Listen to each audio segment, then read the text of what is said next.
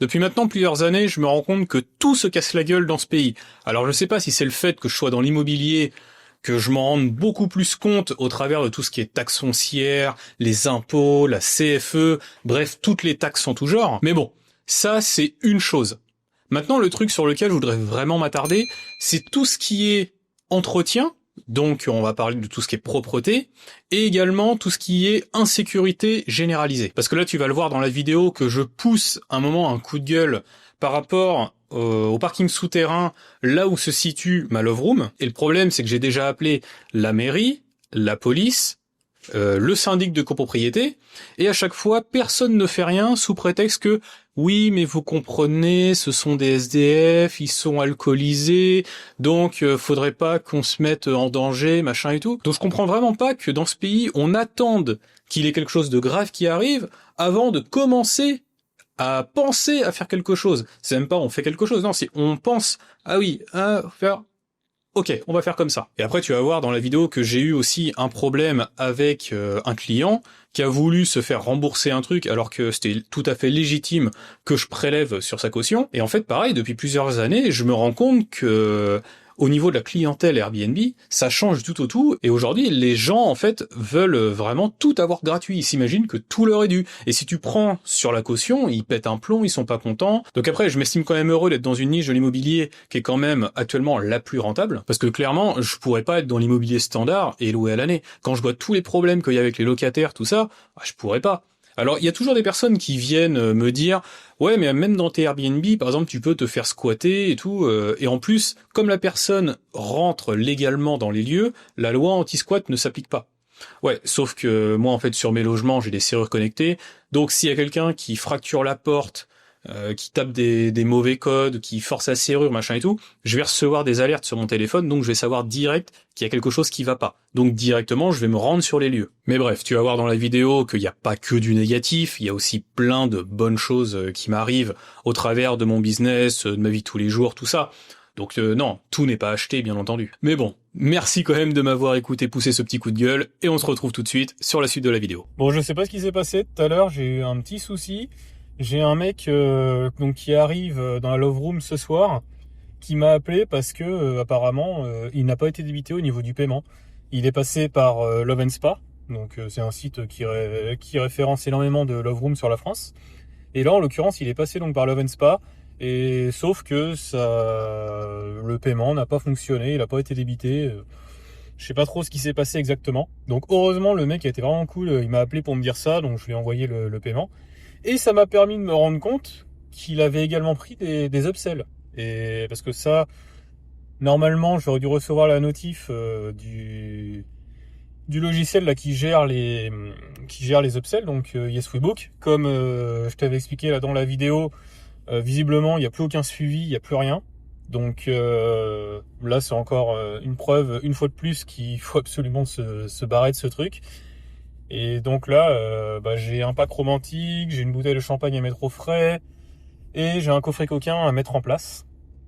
Donc de toute façon, on va se retrouver sur place, et je vais te filmer tout ça.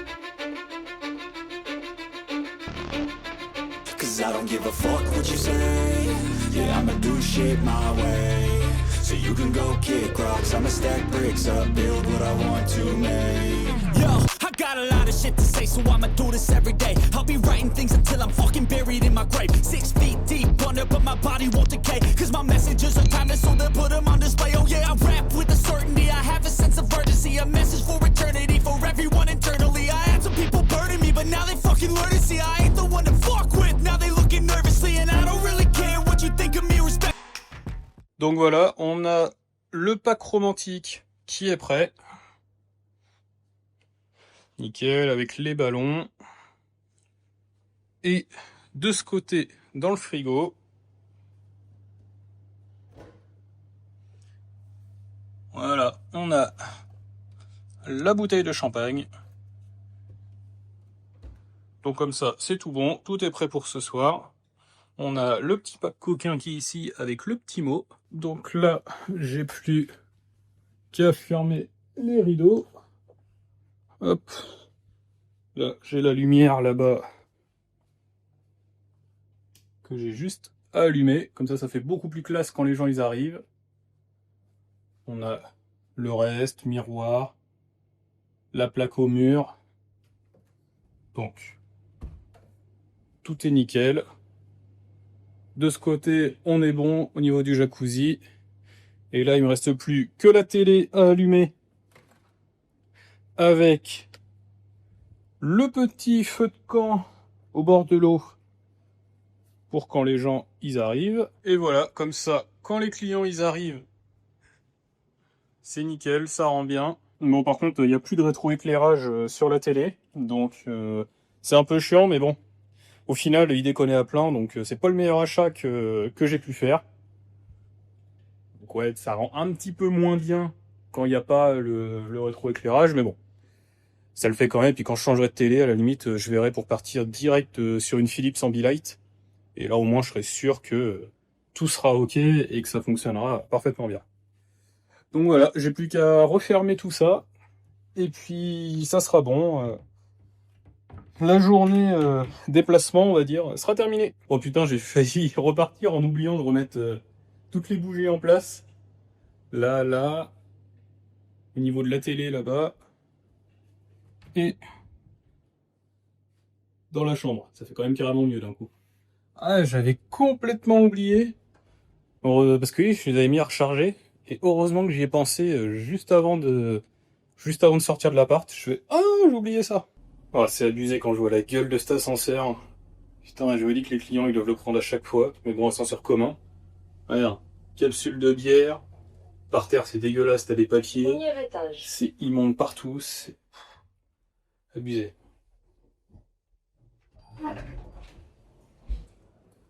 Parce que là, du coup, ça donne sur un parking souterrain. Là, je suis dedans. Ouais, tu vois, j'étais en train d'y penser, mais en vrai, ce parking, il est super parce que quand les clients ils arrivent, ils se garent dans le parking, ils prennent un ticket et ils peuvent monter devant l'appart directement via un code en plus pour l'ascenseur. Parce que l'ascenseur ne dessert le 4e et le 5e étage que par code. Donc ça, pareil, c'est un gros avantage. Et ça donne vraiment un côté, comment je peux dire, un côté discret, tout ça, et les gens, ils apprécient bien. Mais par contre, ouais, quand je vois la gueule du parking souterrain, quand je vois les parties communes, ça, on a toujours des clodos qui viennent squatter un peu partout. Il y en a toujours qui viennent picoler. Souvent, ça pue la pisse, ça pue la gerbe.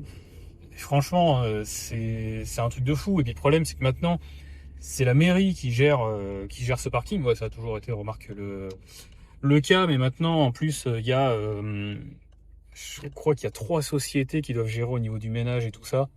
Donc, c'est un vrai merdier. Et le souci, c'est qu'il va finir par y avoir des agressions à un moment. C'est ça le problème. Ouais, c'est ça le problème, parce que là, le problème, c'est que comme il y en a qui sont beurrés et tout ça, il suffit que tu passes, je sais pas, il y en a un qui te provoque un truc comme ça, tu réponds, machin, t'es sûr que ça part direct. Et quand tu vois les énergumènes qui traînent là-dedans, tu te dis, il peut y en avoir avec des lames, ça c'est quasi assuré. Donc tant que ça arrive pas à un de mes locataires, ça va, mais j'espère vraiment, je croise les doigts, que ça m'arrivera vraiment jamais, ça. Et puis le truc, tu vois, qui me fascine, c'est qu'à chaque fois, t'appelles la mairie, t'appelles les flics, tout ça, ah, on peut rien faire. Ah oui, mais ce sont des personnes, ce sont des SDF, qui sont alcoolisés, machin, on peut rien faire. Putain, mais c'est quoi ce pays, en fait tu te dis, c'est un truc de malade. Normalement, le mec, tu le chopes, tu le fous une dérouillée, c'est réglé.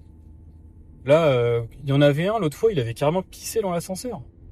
Je sais pas, moi, il y a un mec comme ça qui arrive, qui pisse dans l'ascenseur, je le chope sur le fait, je lui démonte sa race, en fait. Donc, je comprends pas, personne ne veut rien faire.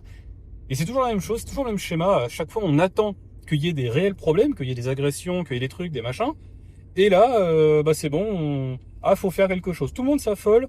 Ah, faut faire quelque chose, vite, ça urge, machin, il y a eu une agression. Ah oui, mais en fait, vous auriez pu l'anticiper depuis je sais pas combien de temps. Et non, personne n'a rien fait. C'est quand même un truc de fou. Et là, quand je disais le mec, tu le chopes, tu le dérouilles. Et le problème, c'est que ça va te retomber dessus derrière. On va te dire oui, mais monsieur, vous n'avez pas à faire justice vous-même.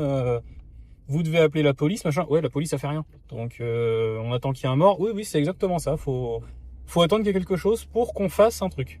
Enfin, pas pour qu'on fasse un truc.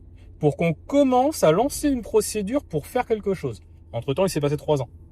Et franchement, ce pays, des fois, il me fascine vraiment.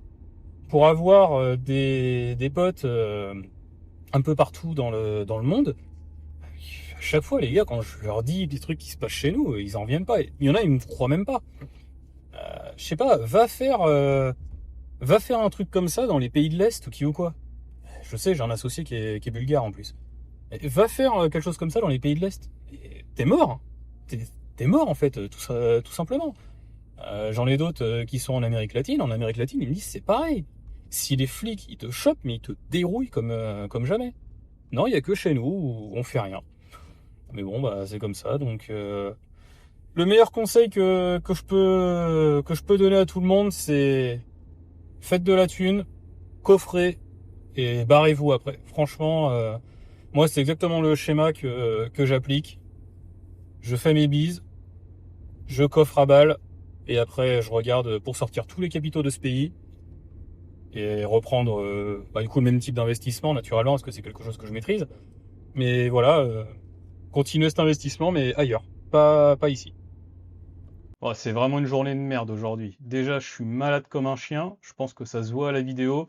Et là, en plus, hier soir à 22h, j'ai un client qui a séjourné dans la Love Room au mois d'août, qui est venu m'emmerder parce qu'il n'est pas content, parce qu'il a été prélevé sur sa caution, alors que c'était tout à fait légitime. Bah, sauf un truc, mais attends, je vais te montrer. Là, regarde. Ce qui s'est passé, en fait, c'est que le mec, il est pas content parce qu'il y a eu des consos du minibar qui ont été retenus sur sa caution, ainsi qu'un départ tardif, parce qu'il est parti à 11h au lieu de 10h. Comme moi, normalement, les départs, c'est à 10h. Là, il est parti à 10h50 exactement. Donc, c'est pour ça qu'il s'est retrouvé avec un supplément de 15 euros. Mais là, en fait, le souci qui a été, c'est qu'au niveau du minibar, c'est pas moi qui ai fait le contrôle. Le problème, c'est que j'avais pas de preuves. Donc, bah, j'étais obligé de lui rembourser cette partie-là, hein, donc les 6,80, donc pour manque de preuves. Par contre, sur le reste, en fait, là, il me dit, j'avais fait la demande de pouvoir rester jusqu'à 11h, et comme ma réponse était restée vaine, j'ai supposé que ce n'était pas un problème, mais comme vous m'avez prévenu que Enedis devait passer à 10h30, nous ne sommes pas restés et nous n'avons pas vu de prestataire de ménage. Et sommes partis à 10h20. Donc là, il est pas content parce que, en gros, 15 euros pour 20 minutes de dépassement, c'est un peu surprenant. Sauf que je lui ai envoyé la capture d'écran que j'ai eue, donc la discussion avec lui, et on voit que c'est lui, en fait, qui ne m'a pas répondu.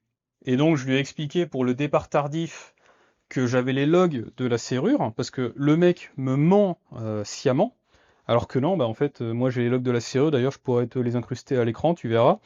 Donc je vois vraiment départ 10h50. Donc franchement, là c'est un message à tous les loueurs. Franchement, faut arrêter de baisser votre froc avec ce genre de clientèle. Parce que là, ces gens-là, en fait, ils veulent tout avoir et rien payer. Ils s'imaginent que tout leur est dû. Donc là, le coût du minibar, comme j'ai dit, je pense le problème c'est que je peux pas réellement contrôler ça.